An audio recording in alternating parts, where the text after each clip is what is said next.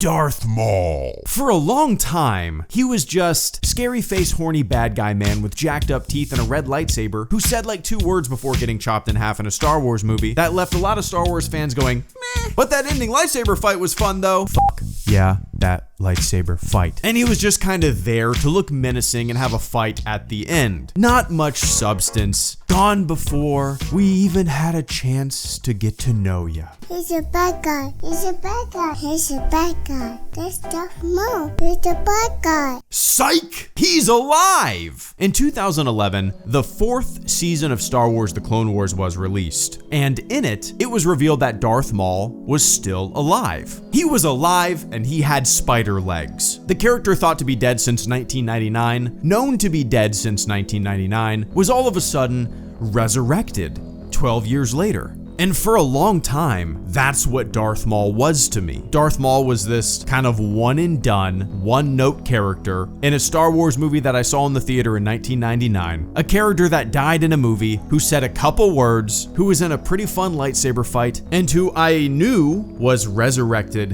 in a cartoon show, which is an idea that always sounded really goofy to me.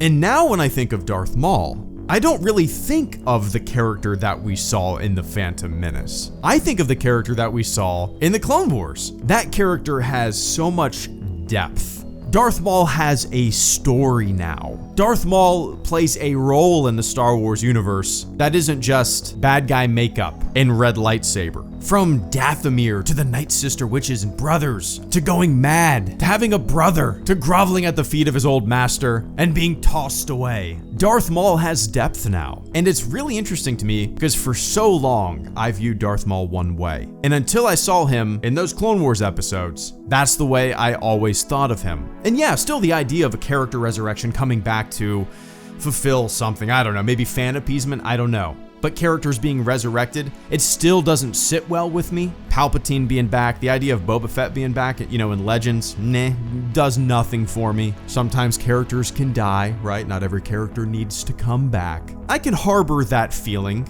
and at the same time kind of really appreciate and even love a character's return, right? Like the way Darth Maul was executed in his return was great, fantastic.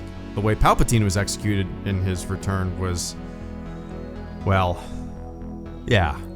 So yeah, it's just a really great example of how for so long you can view a character or something, in this kind of 2-dimensional block, unwavering, unchanging in your opinion, and then you see some material that changes your mind about a character. And sure, the Clone Wars is, technically some supplemental material to fill in a little bit of gap.